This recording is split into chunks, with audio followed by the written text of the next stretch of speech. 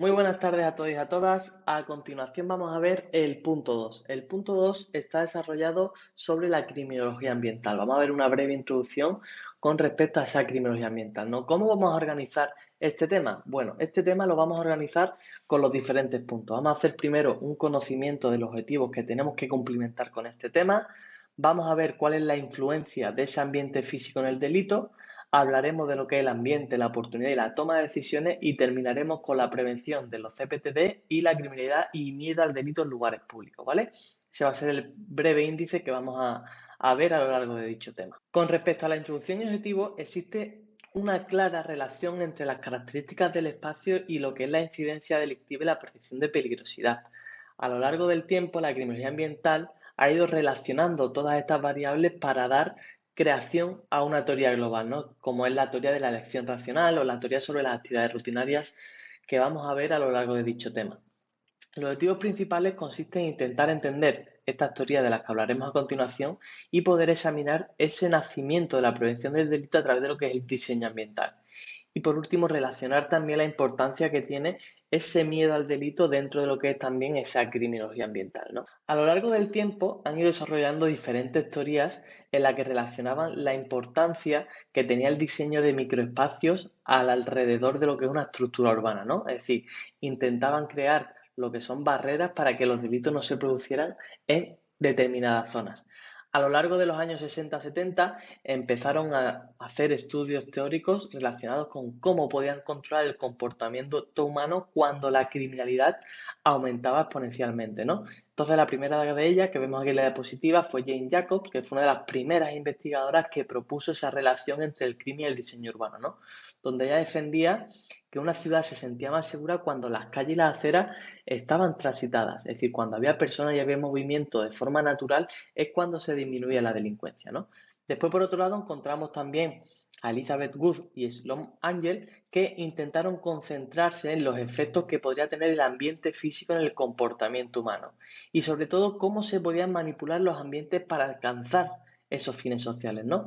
Entonces esas interrelaciones entre lo que es el diseño urbano y la voluntad de un individuo las indicó más tarde Alice Coleman, donde Alice Coleman propuso cómo podía escalar y cómo podía ser el tamaño del entorno construido para intentar solventar ese problema, ¿no? Entonces, ella creó una teoría, un estudio, mejor dicho, en el que llevaba a cabo la importancia que tenía el tamaño del solar del edificio, el número de manzanas que había alrededor, el número de viviendas que había por manzana, cuántas plantas tenía el edificio y a partir de ahí ella creó una investigación para ver cómo era esa zona o cómo podía ser esa zona mucho más segura, ¿no? En 1972 vino Newman con su famoso libro del Death in Cyberspace, el cual llevó a cabo un éxito inmediato, porque él estudió la relación entre el ambiente físico y el delito, pero de diferentes ámbitos y disciplinas. Es decir, él partía realmente de esa idea de Jacobs, de que hubiera siempre influencia de gente, pero él además incrementó el sentimiento de responsabilidad, es decir, él propuso de que ya que pertenecías a ese barrio tenías que involucrarte con ese barrio, con esa zona, para que no ocurriera ningún hecho delictivo, ¿no? Y un poco más adelante, un año aproximadamente, Jeffrey lo que escribió fue una obra relacionada con los CPTD, ¿no? Que es una obra que veremos a continuación que se relacionan con medidas de seguridad en un ámbito o en un espacio abierto. Una vez que hemos visto estos autores, es muy importante hacer hincapié a que el diseño ambiental tiene un objetivo primordial, ¿no? Y ese objetivo es guiar, manipular y animar a las personas a comportarse de una determinada forma en una determinada situación. Entonces, como objetivo secundario, en primer lugar, el ambiente tiene que crearse de una manera que fomente los esfuerzos de ese control informal, ¿no?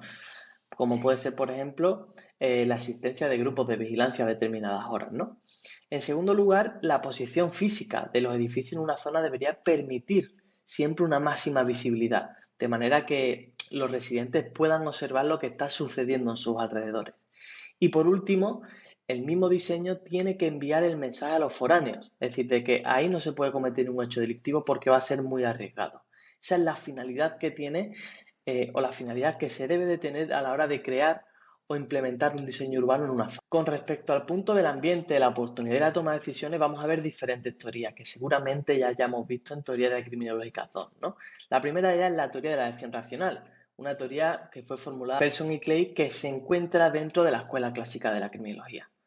Y aquí la premisa principal es que el delincuente elige cometer un delito basándose en sus percepciones de riesgo y recompensa. Es decir, ellos lo que hacen es como una economía, como yo le llamo, una economía de fichas, donde dicen, ¿me merece la pena cometer el hecho delictivo aquí o no?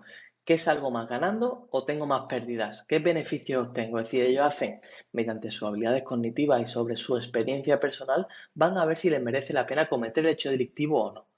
Después, por otro lado, tenemos la teoría de las actividades rutinarias, una teoría que nos comenta que siempre hay personas que estamos viajando, vamos al trabajo y tenemos actividades en el día a día, ¿no? Entonces, nos dice que cuando se junta el potencial agresor con la víctima y una ausencia de guardián, es muy probable que el delito ocurra, ¿no?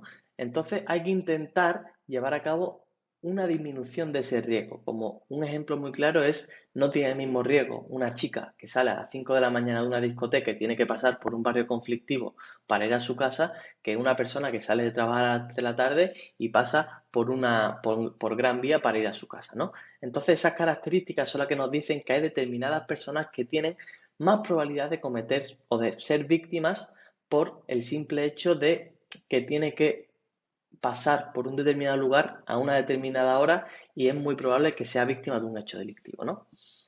Y después, por otro lado, tenemos lo que es la teoría del patrón delictivo. La teoría del patrón delictivo lo que nos comenta es que Bradicka y Branningham nos propuso que hay lugares que son familiares para los delincuentes y hay lugares que son zonas de confort, donde realmente hay un estudio donde nos comenta que los delincuentes no suelen desplazarse mucho de sus zonas de residencia, es decir, ellos van a cometer el hecho delictivo en unos 2 kilómetros alrededor o aproximadamente de la zona en la que viven, porque es una zona en la que conocen, pero a él no le conocen. Entonces suele ir a llevar a cabo o suele llevar a cabo un patrón delictivo, un mapa que tiene mental de la zona y a partir de ahí él va a elegir esos comportamientos que tiene que hacer para cometer ese hecho delictivo, ¿no? Es decir, crea esos mapas cognitivos de las áreas que le son familiares y a partir de ahí es donde él va a actuar. Después tenemos otra teoría que está relacionada con el desplazamiento, donde hay muchas veces que el delito no se lleva adelante por diferentes formas o no se lleva adelante porque hay algún inconveniente que haya surgido a lo largo de la comisión del hecho, ¿no? Entonces, de ese desplazamiento puede ser benigno, que es un éxito, que es cuando se desplaza directamente el crimen y este no vuelve a cometerlo en otro lugar, o maligno, que es cuando se desplaza de esa zona para cometer el hecho delictivo, pero acude a otra zona a cometer el otro hecho delictivo, que muchas veces suele ser hasta un peor, ¿de acuerdo? Entonces, sí es verdad que podemos conocer diferentes ámbitos dentro de este desplazamiento, como puede ser un desplazamiento espacial o territorial, que es cuando la criminalidad se mueve de un sitio a otro, puede ser temporal, cuando se desplaza de un horario a otro, puede ser objetivo, cuando elige otro objetivo porque ha tenido mucha dificultad a la hora de intentar agredir a lo mejor el primer objetivo. Puede ser táctico, que es cuando desarrollan nuevos métodos para cometer ese hecho delictivo. Puede ser funcional, que es cuando el delincuente tiene dificultad para cometer un delito debido a la dificultad del objetivo y se ve forzado a cometer otro hecho delictivo, ¿no? Y después tenemos el autor, que es cuando se cambia directamente el autor del hecho delictivo por otro, donde esto ocurre mucho en el tráfico de drogas. Cuando pillan a una persona que está llevando una mercancía, sabemos que la semana siguiente se va a reponer esa persona y va a haber otra persona que vuelva a hacer ese mismo hecho y vuelva a traer esa mercancía, ¿de acuerdo? Y después, por último, tenemos la otra teoría que es la difusión de los beneficios, donde la difusión de beneficios se puede definir como una expansión de la influencia beneficiosa de una intervención más allá de los lugares a los que va dirigida directamente, ¿no? Sobre todo los delitos a los que se está enfocando la intervención o se está enfocando el periodo en el que se realiza dicha intervención, ¿no? Entonces aquí normalmente lo que se puede conocer es como la disuasión o el desánimo, ¿no? Que al fin y al cabo lo que hace que se desplace ese hecho delictivo. A continuación vamos a hablar de lo que son los CPTD, ¿no? Que los CPTD es medidas que se llevan a cabo para poder prevenir el delito en un espacio. Entonces, la finalidad que tiene esta teoría no es más ni menos que reducir las oportunidades de delincuencia y maximizar esas percepciones de seguridad, ¿no? Donde la prevención del delito nos va a dar indicaciones sobre la calidad del medio ambiente. Y los CPTD, pues realmente nació en Estados Unidos y se ha ido extendiendo alrededor de todos los países del mundo, ¿no? Y cada vez se suelen centrar más en su dimensión social. Entonces es muy importante que en los CPTD participan mucho los individuos. Es decir, ellos se sienten de esa zona y van a hacer todo lo posible porque no se cometa ningún hecho delictivo. Y aquí pues se integran normalmente varios tipos diferentes, como pueden ser pegatinas de residencias seguras, pegatinas de edificios seguros, pegatinas de barrios seguros. ¿Por qué? Porque llevan a cabo medidas preventivas para que el delito no se cometa, perdón. Entonces podéis ver en la diapositiva varias medidas de seguridad que se suelen poner en urbanización, como suelen ser o vigilantes de seguridad, mucha iluminación, zonas verdes, vallas altas, muchas ventanas, cámaras de seguridad, pues todo ello indica que son espacios seguros, espacios en los que no se va a cometer ningún hecho delictivo. ¿Y esto qué ha permitido? Pues que se haya disminuido casi un 98% el robo en vivienda en donde se han implementado estos CPTD, ¿no? Y además, los seguros son también más baratos, ya que al ver que no se están cometiendo delitos en la zona o robos en la zona, pues los seguros tienden a bajar ese precio, ¿de acuerdo? Y para finalizar el tema vamos a hablar de la criminalidad y miedo al delito en lugares públicos, donde la seguridad realmente es una dimensión esencial para sostener lo que es la vida. Entonces, para que se sienta una persona segura y no esté siempre en alarma social, hay que adoptar diferentes medidas para mejorar esa conexión y que las ciudades sean más compactas y los asentamientos sean mucho más fiables, ¿no? Entonces, es cierto que en la Agenda 2030, la famosa Agenda 2030, pues hay una medida que está relacionada con incrementar esa seguridad en la sociedad en general, ¿no? Donde también vemos que la ONU se ha metido lo que es la ONU Habitat con la intención de intentar prevenir esos hechos delictivos en determinadas zonas, ¿no? Entonces desafían el sentido de la vida con el fin de intentar llevar a cabo la mayor de medidas posibles para que las personas se sientan seguras siempre en la zona en la que viven, es decir, se sientan en una zona de confort, se sientan en una zona donde no tengan miedo de salir a la calle, donde no tengan miedo de volver de noche. ¿Cómo? Incrementando las medidas de seguridad que hemos propuesto anteriormente, como son los CPTD, ¿no? Entonces los temas más importantes es intentar que haya siempre ambiente, que haya siempre movimiento, que ese miedo se pueda medir mediante encuestas para ver cómo va incrementándose esa resistencia, esa pérdida del temor de poder salir a la calle, de cometer, de ir, por ejemplo, a jugar al fútbol sin ningún miedo, de ir, por ejemplo, al parque y no ser robados. Pues estas son las medidas que se llevan a cabo en la agenda y la intención no es más ni menos que intentar en los lugares que hay, por ejemplo, poca vigilancia o en el que las medidas de prevención son reducidas, incrementar esas medidas, ¿no?